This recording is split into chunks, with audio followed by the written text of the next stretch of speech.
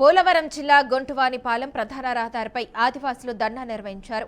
మన్యంలోని అడ్డతీగలు why Ramaram రాజవొంగి మండలాల నుంచి మైదాన ప్రాంతమైన ఏలేశ్వరం కాకినాడ వెళ్లే ప్రధాన రహదారి గత 15 సంవత్సరాల నుంచి అధ్వానంగా ఉందని ఆందోళన వ్యక్తం చేశారు. అధికారులను ఎన్నిసార్లు విన్నవించినా కూడా కనీసం పట్టించుకోవడం లేదని, ప్రభుత్వం ఇప్పటికైనా స్పందించి రోడ్ల నిర్మాణం చేపట్టాలని ఆదివాసులు డిమాండ్ చేశారు. ప్రభుత్వం స్పందించకపోతే ఆందోళన మరింత ఉధృతం చేసి సాధించుకుంటామని హెచ్చరించారు.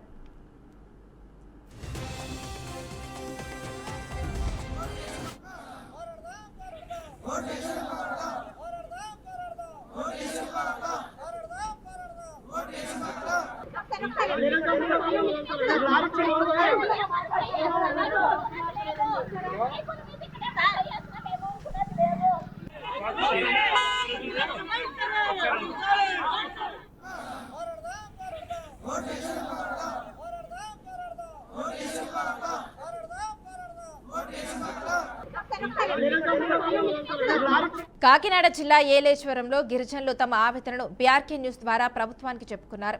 తమ గ్రామానికి రోడ్డు వేసి తమ ప్రాణాలు కాపాడాలంటూ ఆవేదన వ్యక్తం చేశారు.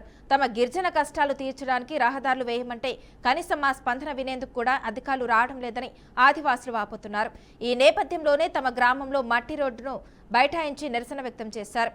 ఆదివాసుల ఆవేదన ప్రభుత్వాలకు పట్టడం లేదని, ప్రభుత్వం దిగి వచ్చేంత వరకు తమ ధర్నా ఆపేది లేదంటున్నారు ఆదివాసులు. ఇక ఇదే అంశంపై మరింత సమాచారం మా ప్రతినిధి చంటి అందిస్తారు. చంటి, ఓవర్ టు యు.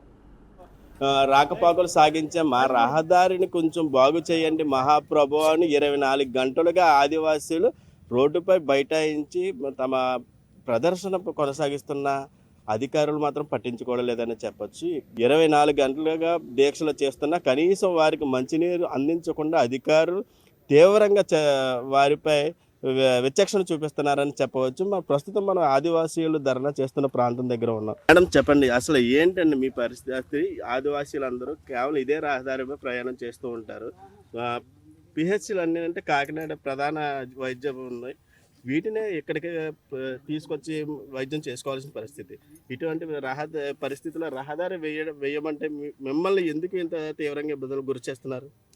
సార్, విషయం ఏంటంటే ఏజెన్సీ ప్రాంతమైనటువంటి వైరామవరం, అడ్డదిగల, రాజవొంగి 3 మండలాల గిరిజన ప్రజలు, వైరామవరంలో ఒక పిహెచ్సి ఉంది, సౌడిదిబ్బల పిహెచ్సి, అడ్డదిగల్లో 2 పిహెచ్సిలు, ఒక సిఎన్సి ఉంది, దుప్పులపాలెం, ఎల్లవరం, అడ్డదిగల సిఎన్సి.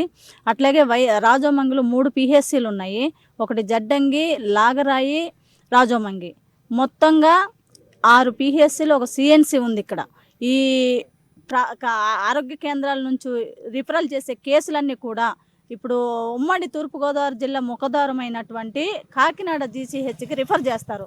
అత్యధికంగా గర్భిణీ స్త్రీలు స్కానింగ్, ఒక పేషెంట్కి 4 సార్లు స్కానింగ్ చేయాలి, డెలివరీ వస్తే కాకినాడ రిఫర్ చేయాలి.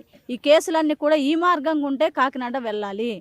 అనేక మార్లు అధికారులకు మేము విన్నవించుకుంటూ ఉన్నాం, ఈ రోడ్ని వెంటనే నిర్మాణం చేయండి అని చెప్పి ఆందోళన చేసాం, రిప్రజెంటేషన్లు ఇచ్చాం, మంత్రుల్ని కలిసాం, ప్రభుత్వాన్ని కలిసాం. అయినప్పటికీ గత 10 ఏళ్లుగా ప్రభుత్వాలు స్పందించకోకుండా చాలా నిర్లక్ష్యంగా వ్యవహరిస్తూ ఉన్నారు. ఈరోజు గిరిజన ఆడబిడ్డల ప్రసవ వేదన కూడా ఈ ప్రభుత్వాలకి పట్టడం లేదు. సార్, చెప్పండి, గిరిజన ప్రాంతాల్లో అధికారంలోకి వచ్చిన తర్వాత ఉప ముఖ్యమంత్రి వర్యులు పవన్ కళ్యాణ్ అయితే 2-3 సందర్భాల్లో పర్యటించారు. గిరిజన ప్రాంతాలపై మక్కువ ఎక్కువ చూపించారు.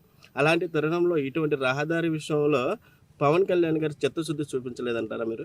ఆయన ఎక్కడో పాడేరు, పార్వతీపురం ప్రాంతాలకు వెళ్ళి ఒక్కొక్క గ్రామానికి సంబంధించినటువంటి రోడ్లు వేసారు అనేది నాకు తెలిసిన సమాచారం. ఈ రోడ్డు 375 గ్రామాలకు సంబంధించినటువంటి రోడ్డు, 5 మండలాలు, పూర్తిగా 3 మండలాలు.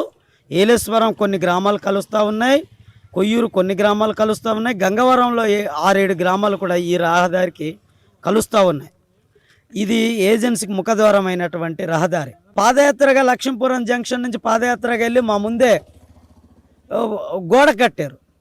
గోడ కట్టాక మాత్రం అప్పుడు సమస్య కనబడింది. ప్రతిపక్షంలో ఉన్నారు కనుక, అధికారంలోకి వచ్చిన తర్వాత సమస్య కనిపించలేదు. ఇప్పుడు ఇంకొక తప్పుడు ప్రసారం చేస్తూ ఉన్నారు చాలామంది, ఏంటి కోర్టులో ఉందన్నటువంటి అంశం. మేము స్పష్టంగా సంబంధిత అధికారులతో మాట్లాడాము, కలెక్టర్ గారితో మాట్లాడాము. ఈ రోడ్డు సమస్య అనేది కోర్టులో లేదు, ఆయనకి 14 కోట్లు పెండింగ్ ఉందంట, 14 కోట్లు ఇస్తే ఖచ్చితంగా నేను రోడ్డు ప్రారంభిస్తాను అని చెప్తా ఉన్నాడు. కానీ ఈ 14 కోట్లు ఇవ్వలేక ప్రభుత్వం మాత్రం కోర్టులో ఉందని తప్పుడు ప్రసారం వాట్సాప్లో ఈ రోజు కూడా ప్రసారం చేస్తూ ఉంది. ప్రధానంగా మీ డిమాండ్ ఏంటండి? ప్రధాన డిమాండ్ ఏంటి చెప్పండి. ప్రధాన డిమాండ్ ఈ రోడ్డు తక్షణమే చేపట్టాలి. నిధులు కేటాయించాము, కాగితాల మీద చూపించి, అక్షరాలు చూపించి ఏదో మమ్మల్ని మభ్యపెట్టి వెళ్ళిపోయేలాగా చేయకూడదు.